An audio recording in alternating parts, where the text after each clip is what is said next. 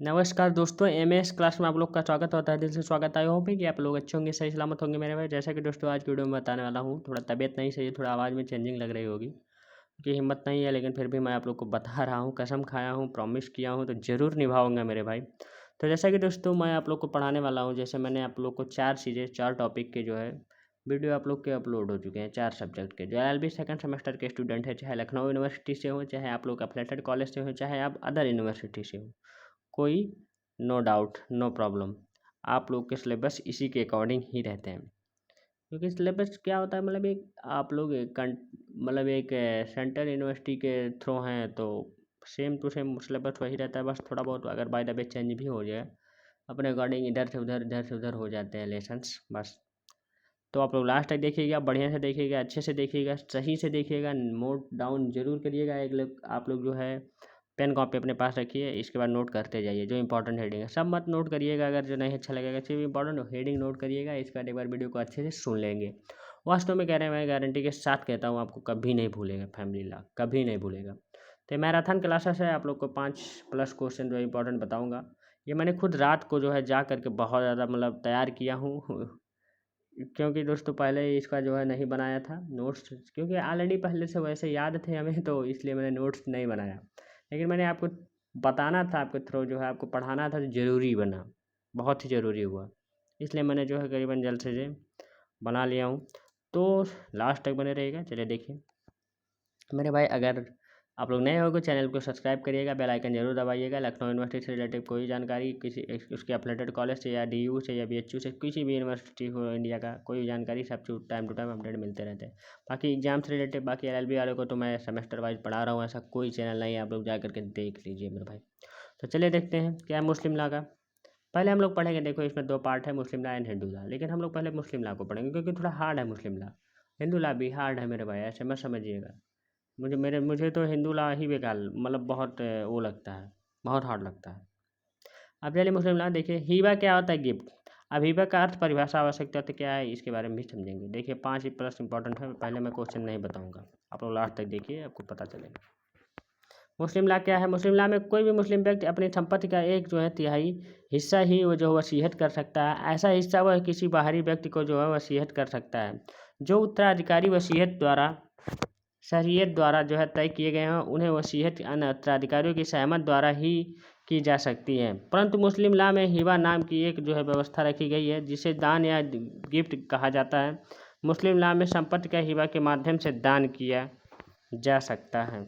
ये होता है हिबा, सिंपल सा मतलब आप लोग समझ सके। हिबा क्या है, हिबा दान और गिफ्ट का ही एक रूप है, जिसमें कोई व्यक्ति अपनी संपत्ति को किसी अन्य को जो है दान करता है।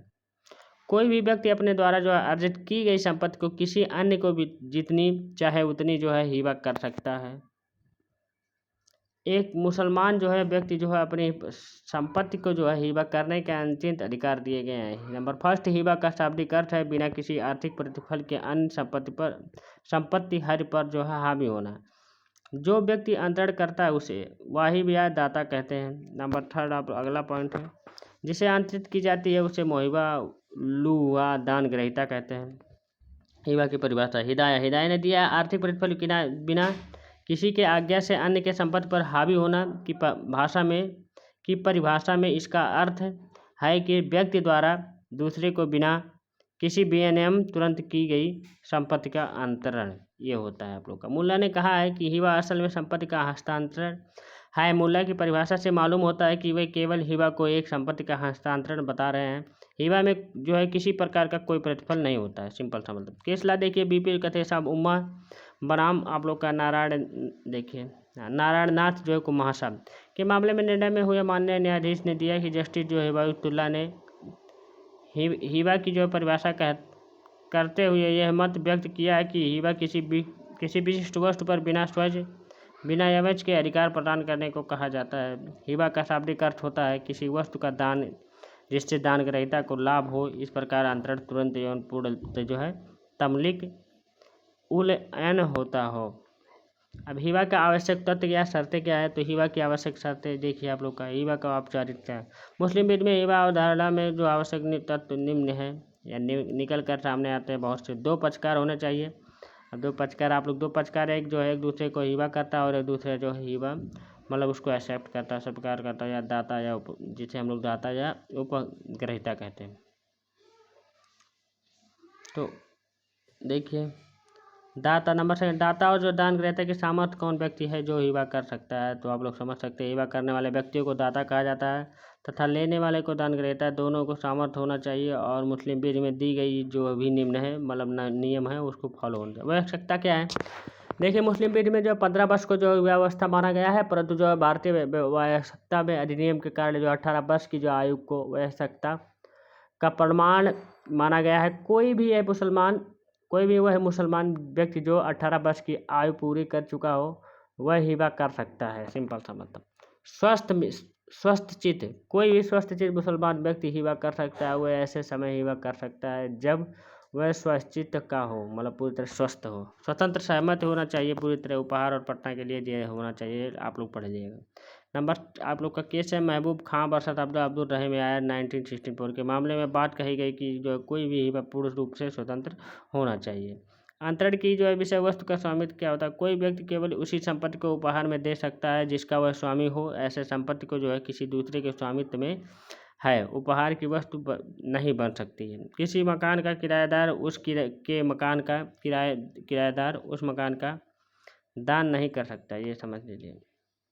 हिबा का विशेष है, आप लोग मकान कहीं लिए, आप लोग रूम लिए होंगे तो उस मकान को ऐसा नहीं है कि आप लोग भी दान कर दिया, ऐसा नहीं, आप किराए पे दिए। समान सिद्धांत यह है कि जो उस वस्तु का दान हो सकता है जिस पर जो स्वामित्व संपत्ति के अधिकार का प्रयोग किया जा सके, जिस पर जो है कब्जा किया जा सके, जिसका जो अस्तित्व जो है किसी विशिष्ट वस्तु का निष्पादन अधिकार के रूप में हो, जो माल शब्द के भीतर जो आती हो। इस्लाम में चल और अचल संपत्ति जैसा कोई भी भेद नहीं रखा गया है। सभी प्रकार की संपत्तियों को वहाँ माल कहा जाता है। हिबा की जो है स्वीकृति या उससे जो है कबूल किया जाना, दान ग्रहता द्वारा है उसकी जो ओर से हिबा की लिखित स्वीकृति आवश्यक है। निम्न है केसला जो है कमरुन्निसा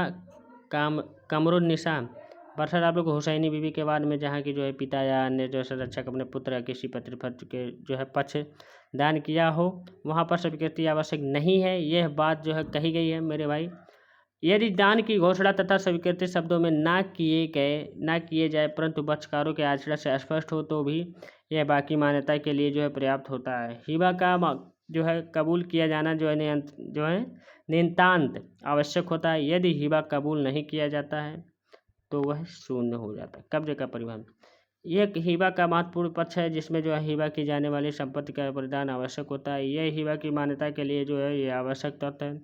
यदि हिबा करते समय उसका कब्जा नहीं दिया गया हो तो हिबा मान्य नहीं होगा।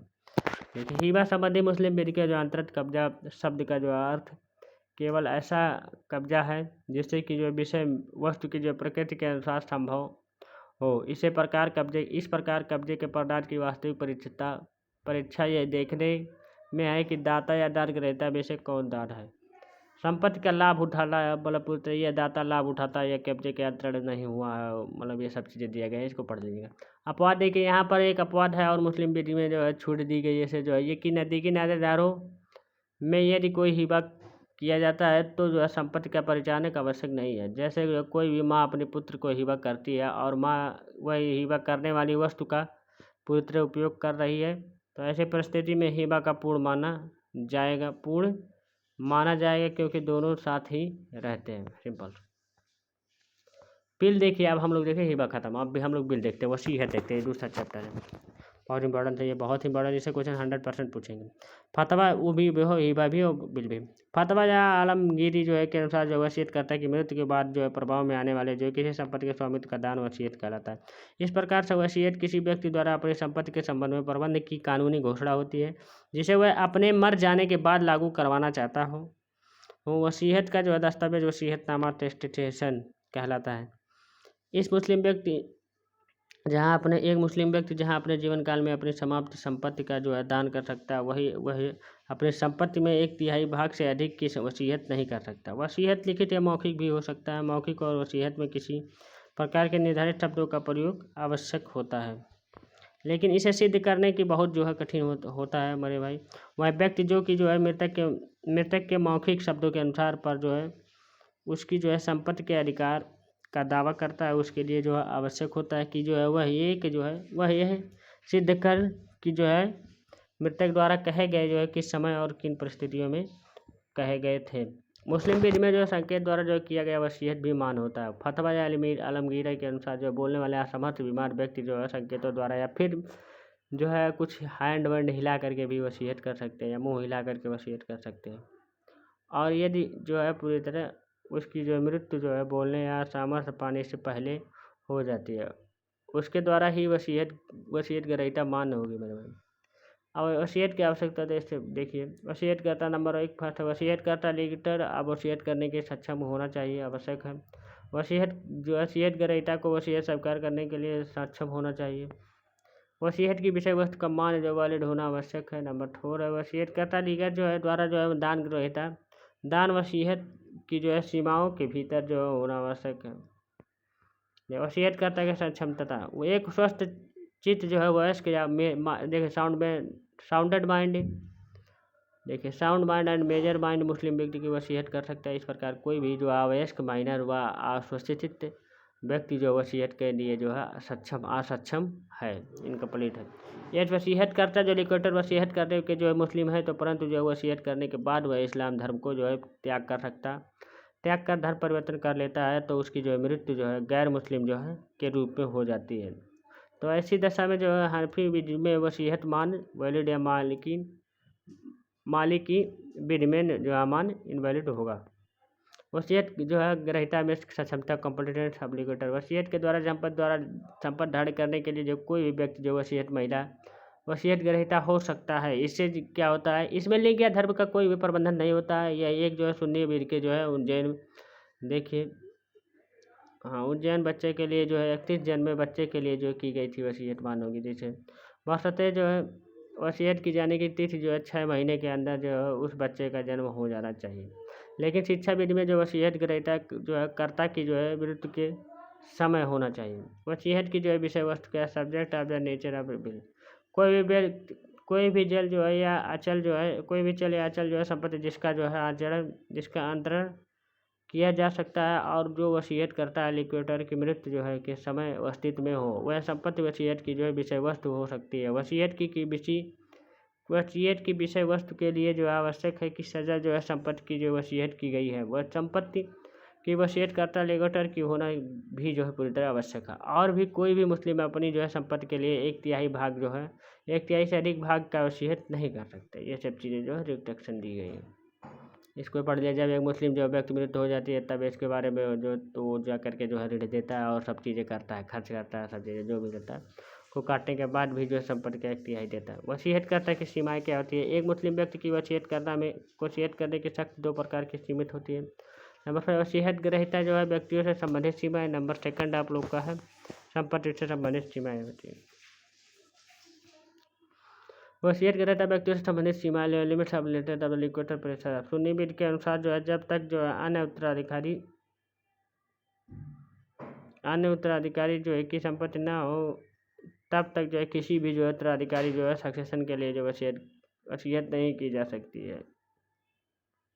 जबकि किसी विधि के अनुसार जो वसीयत करता लिक्विडेटर किसी उत्तराधिकारी के जो है पक्ष में अपनी संपत्ति की 1/3 भाग जो वसीयत बिना किसी उत्तराधिकारी के सहमत के कर सकता है। लेकिन यदि जो है संपत्ति में 1/3 भाग जो अधिक होगा तो वसीयत करनी हो तो दूसरे उत्तराधिकारी की जो है सहमति आवश्यक होती है। यदि भाग जो अधिकारी सहमत नहीं होता है तो वसीयत अमान्य होगी। संपत्ति में संबंधित सीमाएं वसीयत की जो है संपत्ति के संबंधित सीमाएं के विषय में समान नियम यह है कि कोई भी मुस्लिम व्यक्ति जो अपनी कुल संपत्ति में से कफन दफन के खर्च के निकालना व ऋण के भुगतान से बची हुई संपत्ति का 1/3 से 1/3 ज़्यादा की जो है वसीयत की कर सकता है। यदि एक मुसलमान अपने पीछे जो 400 रुपये संपत्ति छोड़कर मरता है और जो कफन दफन का खर्चा जो है 200 रुपये का है तो उस व्यक्ति को 800 का ऋण हो तो शेष धन जो है 3000 के रूप में तिहाई या पानी की जो है 1000 की जो है वसीयत मान्य होगी पूरी तरह। प्रियम्पशन देखिए हम सुफा देखिए उसी का जो पाठ है हक सुफा जो है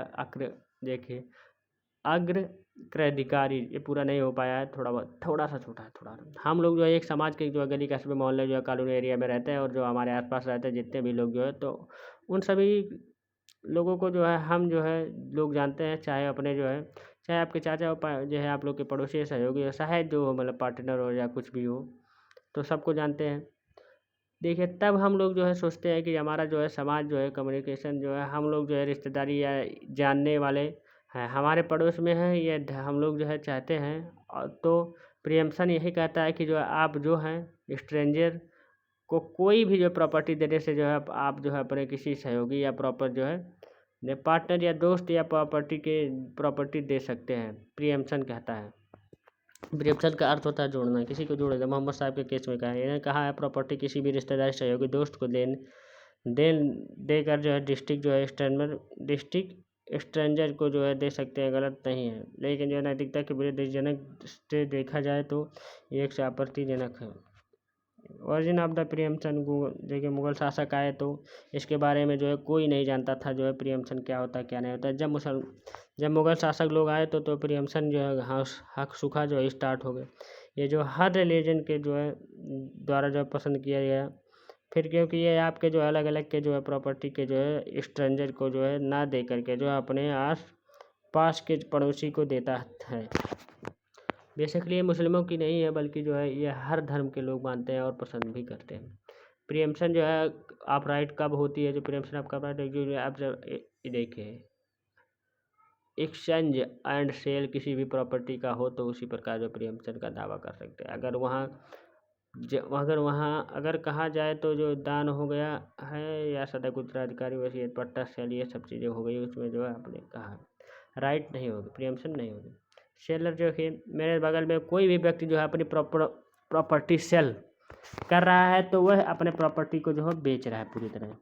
मुसलमान होने चाहिए क्योंकि मुसलमान लोग जो है प्रियम्सन के जो कर सकते हैं या मुसलमान लोग ही जो है बेच सकते हैं। प्रियम्सन जो रहता है आप किसी जो स्ट्रेंजर को प्रॉपर्टी नहीं बेच सकते। केसला शेख तब उल्लाह वर्सेस आप लोग का मोहिनी मोहन शाह 1869 4 देखिए बंगाल 18 1869 में कहा गया है कि यह आप जो है यदि आप सिर्फ मुसलमान की हैं तो अपनी जो है रिपोर्ट को जो है बेच सकते हैं। अगर मुसलमान जो भी होगा तो उसे क्या हो सकते हैं, उससे वरना हो सकते हैं। मेरे भाई बस अब मेरे भाई हो गया आप लोग का जो है फैमिली कंप्लीट। देखिए origin nature of the joint family देखिए संयुक्त परिवार को अध्याय देखिए हिंदू लाभ हम लोग शुरू करते हैं। संयुक्त परिवार को सहायता है कि भारत में विभिन्न प्रकार के व्यापारिक संगठन या हिंदू अविभाजित परिवार एक बहुत ही खास तरह का जो है देखिए व्यावसायिक संगठन है। ये पारिवारिक व्यवसाय भारत में बड़े पैमाने पर काम कर रहे हैं, इसलिए देश के लिए जो समान जो है पूरी तरह कानून बनाना जरूरी हो गया। ये कानून करता जो है सदायकी जो है साइदायकी जो है संपत्ति आज जैसी चिंताओं में को जो है कवर करता है। परिचय देख लीजिए, ये एक जो है हिंदू संयुक्त परिवार एक विकसित परिवार जो है व्यवस्था है जिसका जो भारत में जो है बहुत अधिक कानूनी जो है कि देखिए यह बहुत ही अधिक कानूनी महत्व है। तो ये संयुक्त परिवार का आंतरिक महत्व यह है कि जो है इसके अलावा जो है सदस्यों के जन्म और मृत्यु के साथ जो है संयुक्त परिवार अनंत काल तक जो है जारी रह सकता है। हालांकि एक जो है एक एकल जो पारिवारिक जो है इकाई में संयुक्त हिंदू परिवार के कानूनी व्यक्ति नहीं है, इसका जो है कानूनी अस्तित्व केवल जो है कराधान विभाग में नजर है। इसके लिए यह अलावा हिंदू की जो परिभाषा जो है अब अधिक लचीली है। सोच का विद्यालय हिंदी कानून के प्राचीन स्कूल 2 पर जो है हिंदू उत्तराधिकारी अधिनियम 1956 के जो है 7 हिंदू कानून के संहिताकरण इससे पहले भी अस्तित्व में थे। मिताक्षरा स्कूल देखिए मिताक्षरा स्कूल में जब पैतृक संपत्ति का आवंटन जन्म से कब्जे के नियम पर जो है आधारित रहता है पूरी तरह। इसके अलावा जो एक आदमी अपनी जो वसीयत में अपनी संपत्ति को छोड़ सकता है। संयुक्त परिवार की जो संपत्ति उस समूह को दी जाती है जिससे जो है सदायकी जो है पूरी तरह सदायकी कहा जाता है। ऐसे लोग हैं जो है अब अगले 3 पीढ़ियों के हैं। इसलिए विभाजन द्वारा जो संयुक्त परिवार की जो संपत्ति को किसी भी समाज एक अलग संपत्ति में अपरिवर्तित किया जा सकता है। सिंपल सा मतलब इसलिए मिताक्षरा स्कूल में जो संयुक्त परिवार की जो है संपत्ति में बेटों का जन्म से विशेष अधिकार होता है पूरी तरह से। दाय भाग क्या होता है? दाय भाग स्कूल में जो है संपत्ति का आवंटन अत्यंत सरल हो। यदि कोई व्यक्ति निर्वसीयत मर जाता है तो जो है उसके लिए उस पुत्रों को जो है उसकी संपत्ति का एक उचित जो है हिस्सा जो है पूरी तरह दे दिया जाता है। दोनों भाइयों में बांट दिया जाता है, एक भाई दो भाई, 4 भागों में भी विभाजित किया जा सकता है। साझेदारी और संपत्ति साझेदारी और एक ऐसा शब्द है जिसका जो प्रयोग आमतौर पर जो है पूरी तरह हिंदू उत्तराधिकारी कानून से संबंधित मामलों में किया जाता है। और देखिए, हाँ, कोपार्सनर एक ऐसा जो है व्यक्ति है जो व्यक्ति के लिए जो इस्तेमाल किया जाने वाला है तो जाने वाला शब्द है जो कि जो है जन्म से ही जो है अपनी पैतृक संपत्ति में कानूनी अधिकार ग्रहण करता है। इससे जो है बेहतर तरीके से अपन इससे समझने के लिए जो ये हमें जो है पहले हिंदू जो है विभाजित परिवार की जो पूरी तरह जो है शब्द को समझना होगा। कानून की नज़र में एक जो है देखिए, कानून के एक परिवार के जो है लोगों का एक समूह है जो एक जो है समान पूर्वज जो है वंशज है। इस समूह में एक परिवार का सबसे बड़ा सदस्य और 3 पीढ़ियाँ शामिल हैं। इसके अलावा जो है इन सभी सदस्यों को साझेदारी के रूप में जाना जाता है। कानून के अनुसार 5वां नंबर सभी साझेदारों को जन्म से सामाजिक संपत्ति का कानूनी अधिकार प्राप्त होता है, लेकिन संपत्ति में उनका हिस्सा परिवार में नहीं, जन्म और जो मृत्यु के साथ जो है बदला जाता है। ये सब चीज़ें लगा रहता है। देखिए, बौद्ध धर्म क्या होता है, अन्य जो है धार्मिक जो है पृष्ठभूमि के लोगों को निर्धारित करता है और जो ध्यान जो है रखना आवश्यक होता है। साझेदारी पैतृक और जो स्वार्जित जो संपत्ति जो है दोनों पर लागू होती है पूरी तरह। देखिए, हालांकि जो है पैतृक जो है संपत्ति का जो है विपरीत जो है जहाँ सभी जो है साझेदारी का संपत्ति पर समान अधिकार होता है, साझेदारियों का जो संपत्ति पर समान अधिकार होता है। एक जो है व्यक्ति अपनी जो इच्छा से अपनी जो है स्वयं की अर्जित संपत्ति का प्रबंधन करने के लिए स्वतंत्र होता है, पूरी तरह कर सकता है पूरी तरह।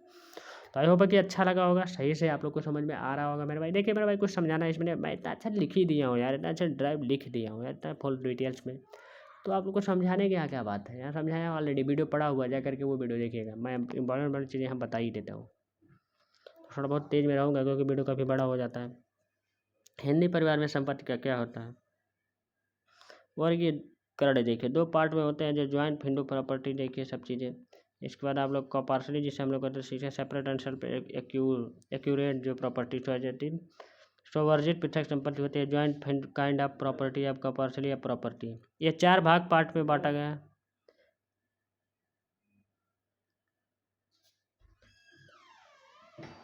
पैतृक संपत्ति जो पैटर्नल संपत्ति होती है, प्रॉपर्टी जो पूर्वजों से प्राप्त होती है, 4 पीढ़ी से प्राप्त होती है। प्रॉपर को जो है पैतृक प्रॉपर्टी भी कहते हैं। तो सिंपल सा मतलब आप लोग समझिएगा, सही से रहिएगा। आप लोग देखिए लास्ट जो केस ला क्या है, दिलीप सिंह वर्सेस आप लोग का कमिश्नर आप जो है देखिए, आर्गूमेंट आप लोग का है 94 जो सुप्रीम कोर्ट का। कोई भी जो है ज्वाइंट हिंदू फैमिली या कोऑपरेटिव फैमिली में किसी भी महिला के जो है जो देखिए प्रेग्नेंट होने पर जो है उसके गर्भ में जो बच्चा होता है पूरी तरह जो है तो क्या होता है, उस समय ही जो है प्रॉपर्टी का वो हकदार हो जाता है। वो 6 महीने तक जो है पूरी तरह होना चाहिए। इसके भी कुछ दायित्व हैं। संयुक्त परिवार के सदस्यों द्वारा जो संयुक्त रूप से अर्जित प्रॉपर्टी, ऐसी फैमिली जो है पूरी तरह जो ज्वाइंट रहे और संयुक्त रूप से किसी भी संपत्ति को जो है अर्जित करते हैं तो उसे हम जो है ज्वाइंट प्रॉपर्टी या जो कोऑपरेटिव प्रॉपर्टी कहते हैं। नंबर 3 है ऐसे संपत्ति जो सामान्य कोष में डाल दी गई हो। नंबर 4 है आप लोगों के जो है वह संपत्ति जो संयुक्त जो है परिवार की सहायता से जो है प्राप्त की गई हो। सिंपल सा मतलब सेपरेट एंड सेल्फ एक्यूर्ड प्रॉपर्टी होती है। कोई भी व्यक्ति जो है पहले संयुक्त था लेकिन जो है किसी परिस्थिति की वजह से जो है वह पृथक हो जाता है, सेल्फ रिक्वायर्ड हो जाता है, वह पृथक प्रॉपर्टी कहलाता है।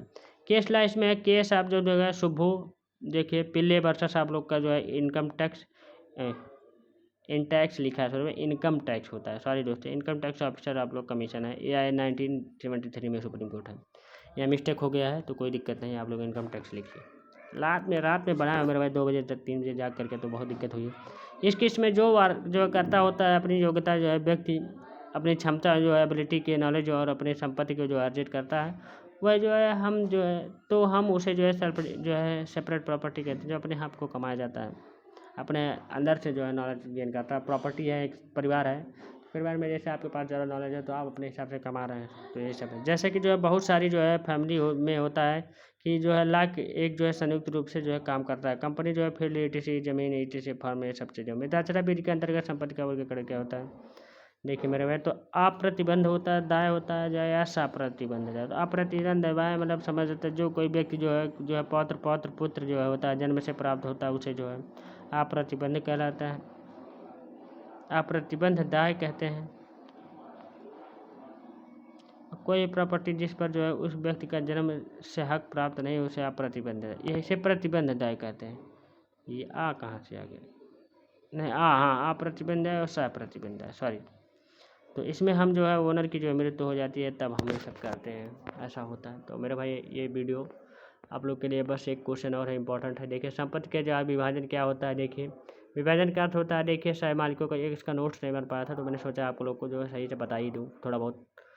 देखिए पूरी तरह तो 5 क्वेश्चन ऑलरेडी हो चुके, 6वां क्वेश्चन चल रहा है, जान रहे हैं नहीं 3 4 5 हो चुके हैं हम। तो विभाजन का अर्थ संयुक्त राय जो है सह मालिकों द्वारा जो अलग शेयरों में जो है रखी गई जो है संपत्ति का विभाजन करना ताकि वे जो है अपने जो है संपत्ति के अधिकारों का आनंद ले सकें। संपत्ति का विभाजन क्या होता है, मतलब संपत्ति का पार्टीशन हम लोग पढ़ रहे हैं, पार्टीशन एक आप लोग का है सेकंड यूनिट में, बहुत इंपॉर्टेंट है। पार्टीशन का मतलब जो बिखराव हो जाए, एक सहदायकी परिवार है, एकजुट परिवार है, उसमें बिखराव हो जाए, उसमें पार्टीशन हो जाए तो उसमें अलग अलग। पहले जब एक परिवार रहेगा तो एक तरह से एक बात से चलेगा, अलग अलग हो जाए तो अपना अलग अलग सब लोग कमाएंगे, अपना अलग अलग खाएंगे, ये सब चीज़ें होती है।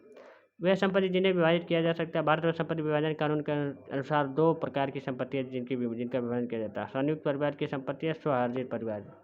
संयुक्त परिवार जो है कॉर्पोरेशनरी संपत्ति क्या होती है, तो यह संयुक्त परिवार एक कॉर्पोरेशनरी संपत्ति में वह संपत्ति शामिल होता है जिसमें संपत्ति के सभी कॉर्पोरेशन जिसे संपत्ति में जो है कॉर्पोरेशन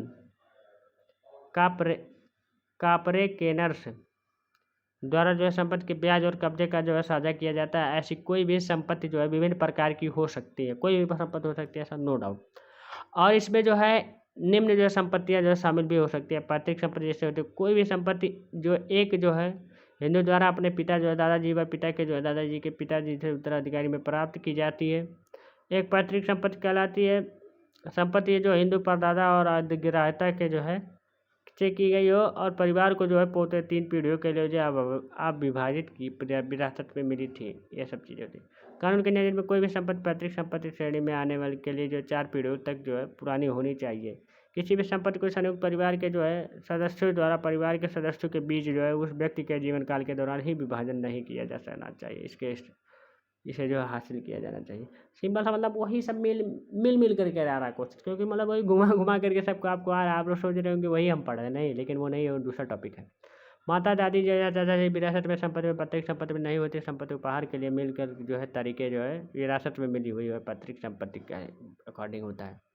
इसके जन्म से अधिकार होते हैं इस पाने के लिए। संयुक्त रूप से जो है प्राप्त संपत्ति क्या होती है, संयुक्त रूप से जो अर्जित संपत्ति जो है संयुक्त हिंदू परिवार के सदस्यों द्वारा अपने संयुक्त श्रम द्वारा जो है अधिग्रहिता की जाती है। वह जो है चाहे व्यवसाय पेशे हो या परिवार के संयुक्त सहायता से प्राप्त की गई है। एक सदस्य की खुद की संपत्ति जिसे परिवार के संयुक्त खाते में जोड़ दिया गया है।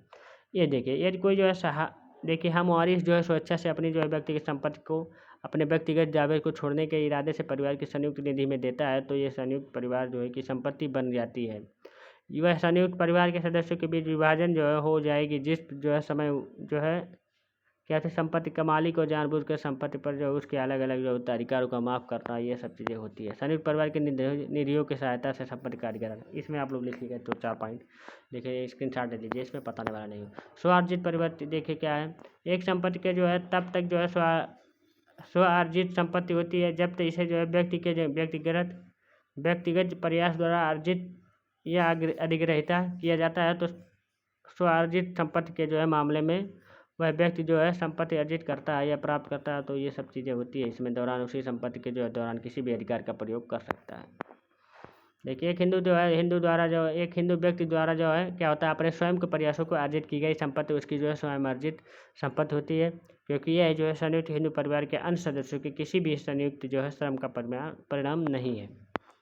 वह संपत्ति जो किसी हिंदू व्यक्ति को जो अपने पिता के दादा परदादाओं के अलावा अन्य किसी व्यक्ति को विरासत में मिली है तो वह संपत्ति जो वह व्यक्ति की जो है स्वार्जित संपत्ति में ही गिनी जाती है। उसे हम लोग जो है उस मामले में जहाँ कोई व्यक्ति किसी जो है वंशानुगत पेशे के अभ्यास के जो है माध्यम से कोई धन अर्जित करता है तो उस धन से अर्जित की गई संपत्ति उसके द्वारा जो है अर्जित की गई संपत्ति होगी ना कि जो वह एक संयुक्त संपत्ति होगी। सरकार द्वारा अनुदान द्वारा एक हिंदू जो है द्वारा अर्जित संपत्ति को ही उस व्यक्ति की अलग संपत्ति भी माना जाता है। भारत में संपत्ति के विभाजन कानून जो 1893 के तहत एक व्यक्ति जो संपत्ति के साथ संयुक्त जो रूप से किसी जो है संपत्ति के जो है अन्य संयुक्त धारकों के लिए उसके स्वामित्व में उसके हिस्से का एक अधिकार का दावा कर सकता है। विभाजित करने वाले जो संपत्ति को ये उसके जो है कानूनी उत्तराधिकारी के बीच में विस्तारित या वितरित जो है किया जाता है, वे जो है जिसके अनुसार जो है जिसके अनुपात हो को या पारस्परिक रूप से या न्यायालय के आदेशों के अनुसार ही तय किया जा सकता है। भारत में कुछ कानून निम्नलिखित है जो संबंध विभाजन जो देखिए विभाजन अधिनियम 1893 उसको आप लोग पढ़िएगा, मैं आप लोग को ऐसे बता देता हूँ। पहला आप लोग का समझ सकते हैं बड़ा है थोड़ा। दूसरा देखिए भारतीय उत्तराधिकारी अधिनियम है, इसको भी आप लोग पढ़िएगा। ये उत्तराधिकारी इसमें 1925 में देखिए इसके स्टार्ट कर लीजिए आप लोग, देखिए उतना ही बहुत लिख सकते हैं। देखिए ये भी इसके स्टार्ट लीजिए आप लोग को टिका होती इतिहास का कहीं तो आप लोग देख लो। भारत उत्तराधिकारी अधिनियम के मामले में लागू हो सकता है, ये सब चीज़ें हो जाती है, सब चीज़ें दिया गया। देखिए तीसरा पॉइंट हिंदू उत्तराधिकारी अधिनियम होते हैं 1956 में, इसको भी आप लोग इसके स्टार्ट कर लीजिए। देखिए संपत्ति विभाजन के तरीके क्या होता है। संपत्ति विभाजन के तरीके निम्नलिखित प्रकार के विभाजन विलेख के माध्यम से होती है। नंबर सेकंड आप लोग का है एक समझौते के माध्यम से हो सकती है। नंबर अगला देखिए विभाजन मुकदमा दायर करने के जो मामले भी हो सकती है। देखिए विभाजन का मुकदमा दायर करने के बाद न्यायालय के जो पहले ये तय किया कि ये सब चीज़ें दिया गया है। न्यायालय को पता चलता है कि संपत्ति का जो विभाजन हुआ है तो ये सब चीज़ें दिया गया है मेरे भाई। तो आई होप कि वीडियो अच्छा लगा होगा, मेरी मेहनत पसंद आई होगी। तो आप लोग को देखिए हिम्मत नहीं है मेरे भाई, देखिए अभी भी मेरे आवाज़ में दिक्कत है और आँख में बहुत दर्द है और सर में भी तो सॉरी, कोई बात नहीं यार, मैं आप लोग के लिए खड़ा हूँ। तो लाइक जरूर करिएगा वीडियो को, अगर अच्छा लगा होगा, सपोर्ट मिला होगा, थोड़ा बहुत सपोर्ट मिलता है तो जरूर लाइक यार, लाइक नहीं करते यार मज़ा नहीं आता यार। मोटिवेशन मिलता है आप लोगों से यार, मतलब बनाने का मन करता है वीडियो और पढ़ाने का भी मन करता है और जुनून से पढ़ाने का और अच्छा मेहनत करने का मन करता है। लेकिन आप लोग मोटिवेशन नहीं देते तो मन नहीं, थोड़ा बहुत टूट जाता है, दिल टूट जाता है। तो thank you, take care, bye bye, best of luck.